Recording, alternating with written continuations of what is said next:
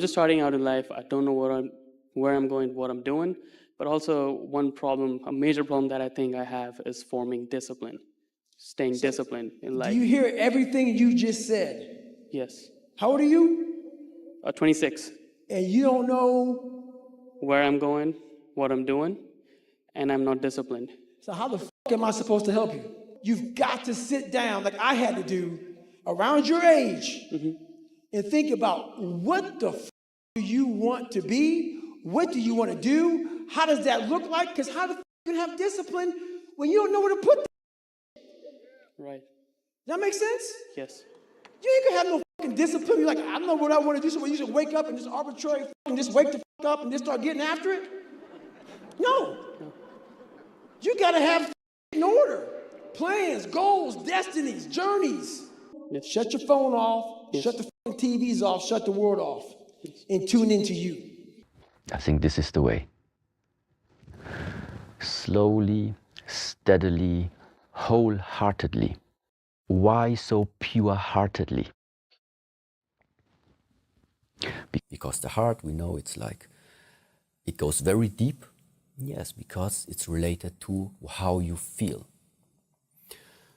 So the point is, whatever you would like to express into the outside world, number one is you need to have it. So this is the baseline. This is the main idea. So if you want to express love to the outside world, you must have love within you. Yes. Shut off your phones, shut off all technology, find a dark, quiet place for you to think. You have to think first. And then when you think, you have to think, okay, what's my purpose in life? Find something. Find a thing that you genuinely enjoy, because getting good at things you genuinely enjoy is extremely beneficial. Remember your dream. What has God put in your heart?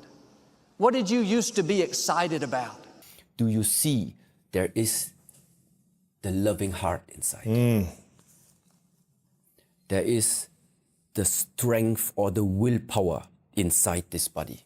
It's either you have it or you don't. That sounds like excuses to me. I mean, you got to figure it out, right? If you really have an obsession to figure it out, you will figure it out, right? And every puzzle is constructed differently. Right? AI's situation when he came into the league was different than mine. Mike's situation in Chicago was different than mine, right? Everybody has a different puzzle, man. You just got to figure out your own. You got to forgive yourself. See, a lot of us have done some things in the past, or lied to ourselves, or lied to others, or procrastinated, or, you know, all the things we've done has been recorded in our subconscious our whole life. And sometimes we get to the point where deep down subconsciously that we're not aware of, we don't think we deserve anything better than we're getting. And that's why we're getting what we're getting. See, you're never going to outperform your own self-image. So you may not be aware of it because we grow these things called egos to protect ourselves, but you theoretically could completely think you're a loser without even knowing you're a loser. So step one is forgive yourself and others from Up and win this war today against myself. I need to look better. I need to feel better. I need to eat better. I need to prioritize time. And through learning, it took a lot for me to learn also. I started finding self-esteem. Once I found that, that's when doors started opening up. I stopped caring about people, that what they thought, being judged. Wow, if I say this, if I started right now, are you gonna make fun of me? I stopped Able to catch them. What I am sitting here to teach to you is that you have to be willing to lose in the short run to win in the long run. You have to do without on the short run so that you can have in the long run. You have to be willing to be laughed at in the short run and spend 120 years having all your neighbors laughing at you building a boat in your backyard. You have to go through 120 years of them making fun of you and saying you're a lunatic, but they won't laugh in the end, because when the rain comes, they'll understand that you were working on something while you were waiting on something. Touch somebody and say, I'm working on something. Yeah, I'm working on something. I might not look good right now, but I'm working on something. I might not be impressive right now, but I'm working on something. I might not have any money right now, but I'm working on something. I may be a student in school living off of Roman noodles, but I'm working on something. I may have to study while you go to the basketball game, but I'm working on something. I may not get to do all the fun things that you get to do, but I'm working on something. I'm in the gym because I'm working on something. I'm on the field running because I'm working on something.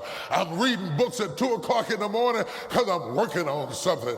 I'm exercising because I'm working on something. Anytime you're working on something, you got to go through a period of suffering. And if you lose over here, you're going to win over there. Powerful? Why not you? Doubt is such a strange thing. I mean, it's, there'll be times where you succeed and there are times that you fail. And so wasting your time doubting whether you're going to be successful or not is pointless. It is. I mean, you just put one foot in front of the other, you control what you can't control, and then you see what the outcome is, right? If you win, great, you're going to have to wake up the next day and do the journey over again. If you lose, it sucks, but you're going to have to wake up the next day and do the journey all over again anyway, right? So it's really pointless to sit here and debate or have doubt or this, that, and the other. You train as hard as you can, and you step out there. Understanding and knowing that we can move from where we are, that we can begin to design the kind of life that empowers us, that gives us happiness, that enable us to be on top of who we are. Knowing that as we begin to explore new horizons and new vistas in life, that as we begin to focus on developing ourselves, as we begin to elevate ourselves and not to follow the crowd, activating the thinker in us and disciplining and putting on hold the emotional part of ourselves. It's not easy, but through practice and practice and practice, practice makes what? Absolutely not. Dismantle that belief system. Practice makes improvement. You can always better your best. You can always go beyond anything that you have ever done. You'll never hit a state of perfection. You're always bigger than what you do. And so all you're looking for are new breakthroughs through practice and practice and practice. You'll get better and better and better. And there's still some things that will happen to you that will catch you on the blind side that you did not anticipate. You'll get knocked down, but you won't be knocked out. You'll be able to get to your feet again, be on the ropes, but you'll have a fast recovery rate when you work on yourself. Read inspirational books, of course. Listen to tapes that begin to inspire you, and stay around people who will empower you. Ladies and gentlemen, where do you want to be? You know, we're all writing a book. What's your book look like? What does your book look like? Like your life is a book.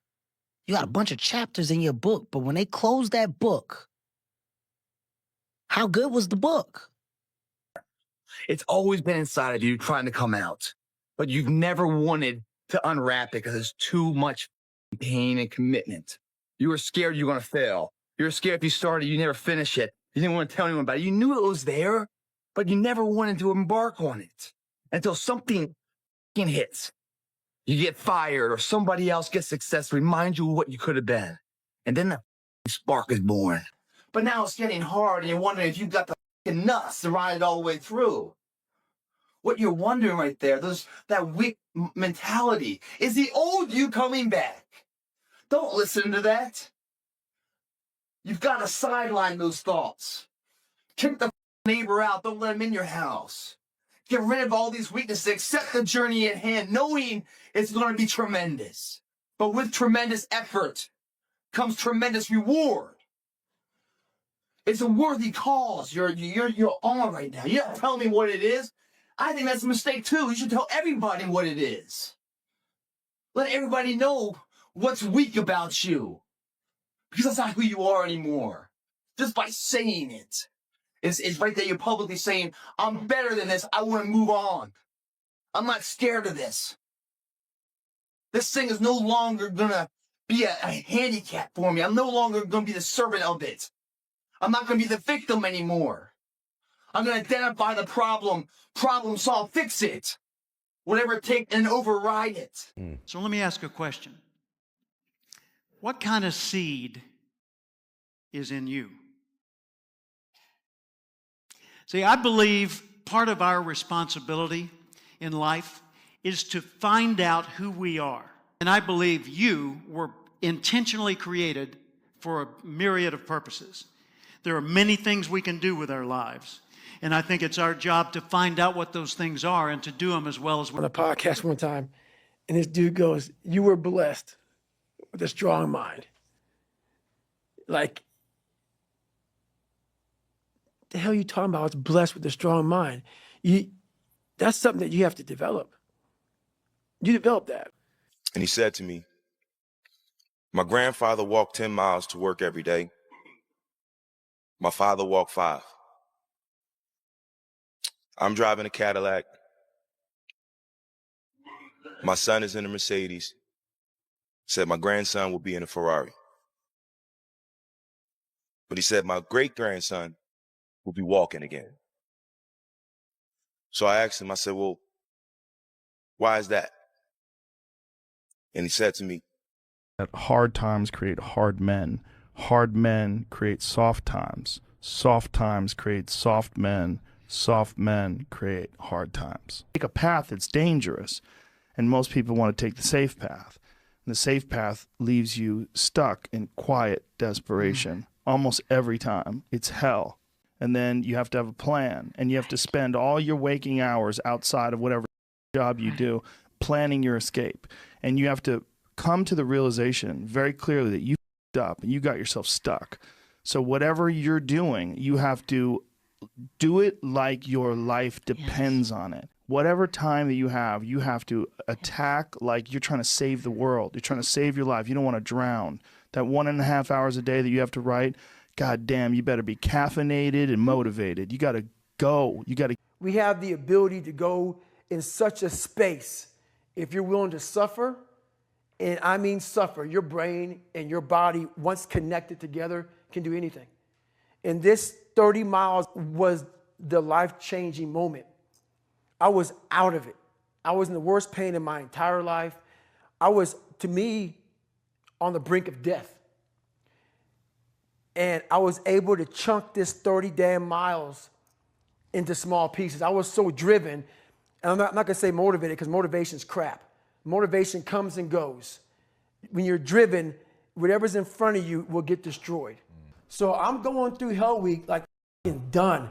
But I'm like, I can't quit. This is my last time going through. I can't get rolled.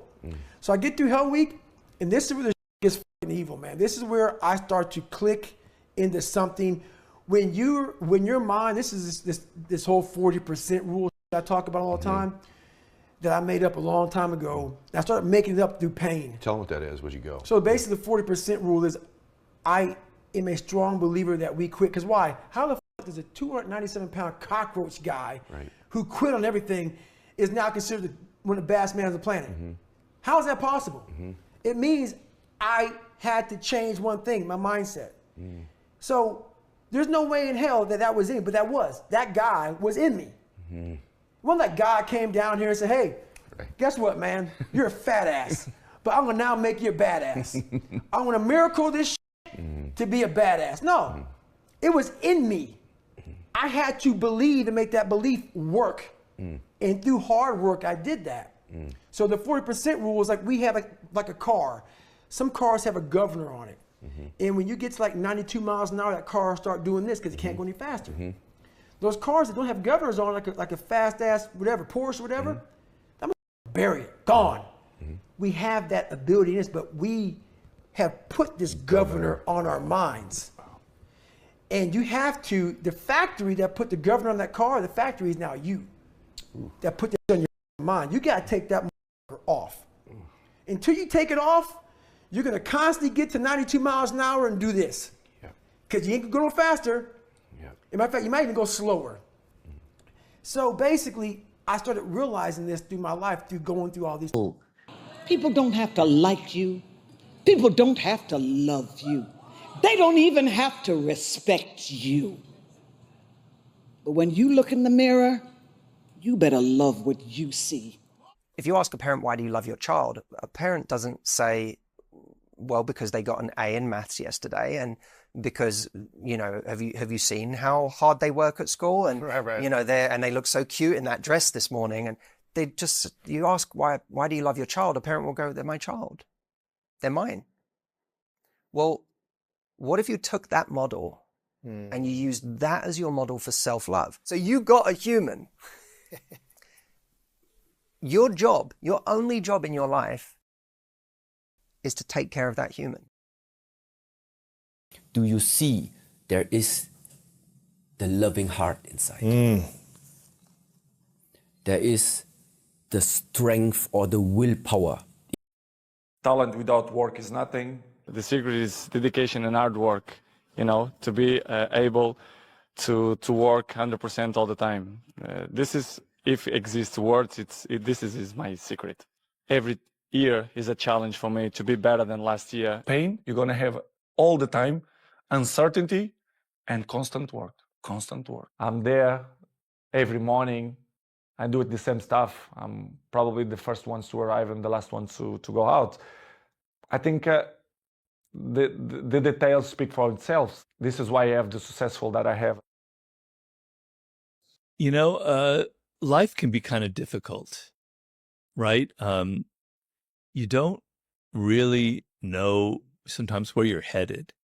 Nobody kind of gives you any kind of guidance in this world, right? And they don't tell you when you graduate college, go ahead, go Robert, you go study this. This is what, you know, and, you know, this is what your brain is suited for, et cetera, et cetera. You have to find your own path.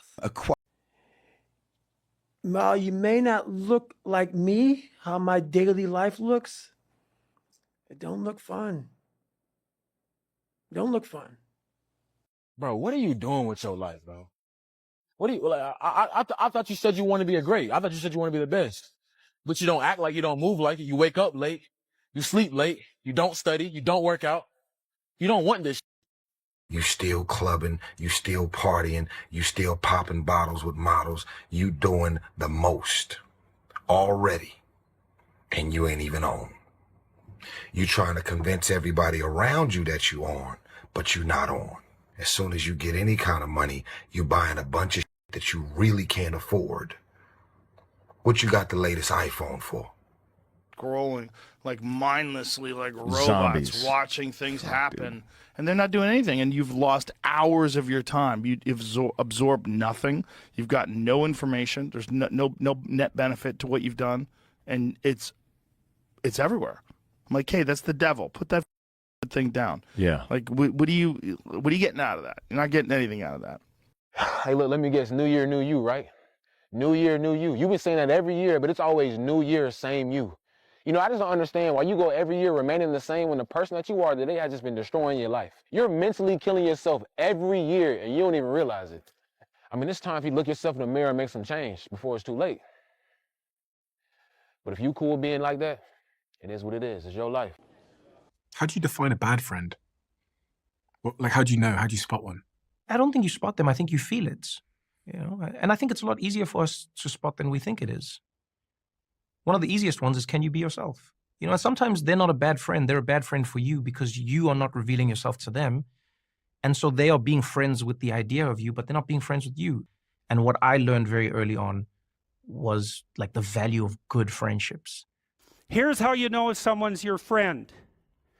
A, you can tell them bad news and they'll listen. They won't tell you why, you know, you're stupid and why that bad thing happened to you and how something worse happened to them once and, you know, derail the whole conversation. You can actually tell them bad news and they'll listen. So that's a good thing. And then this is a weirder thing. You can tell them good news and they'll help you celebrate.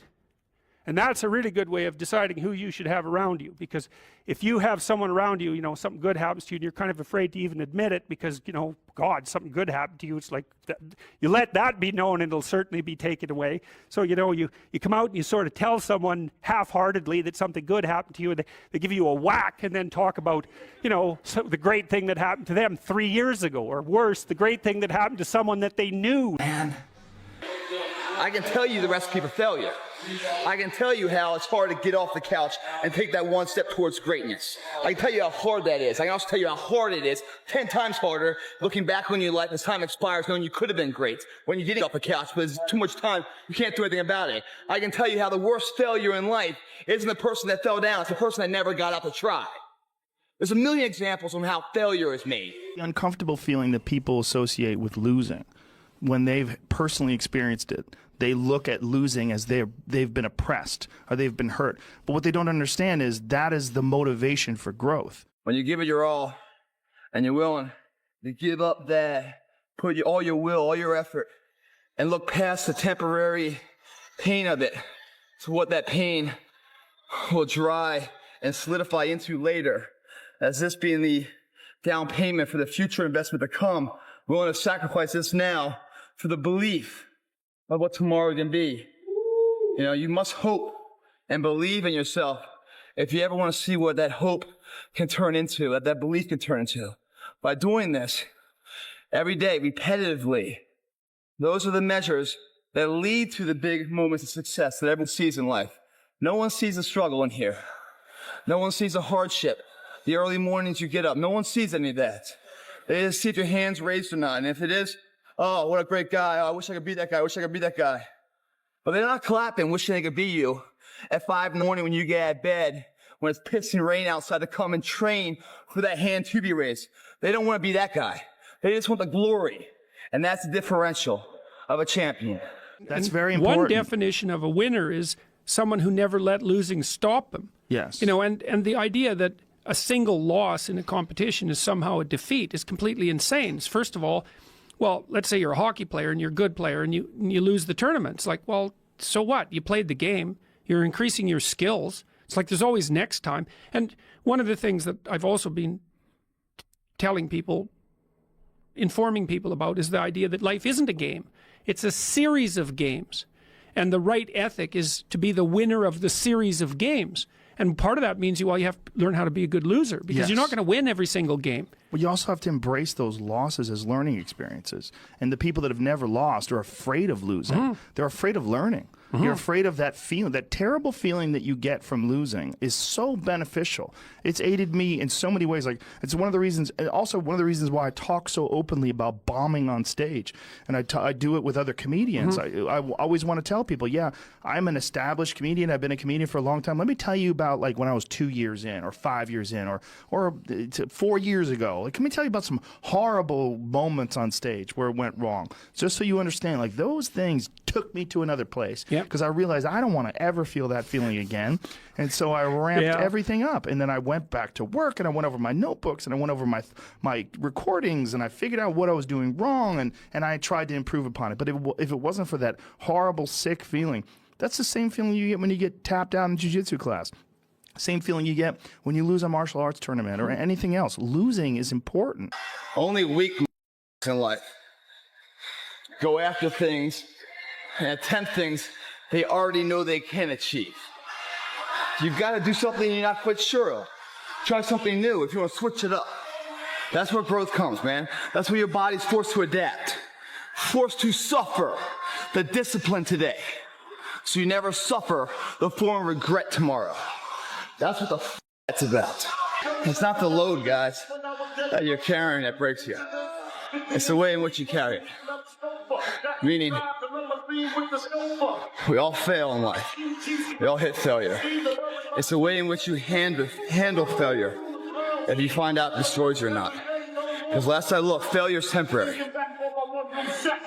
Giving up, that's permanent. Subscribe to the channel.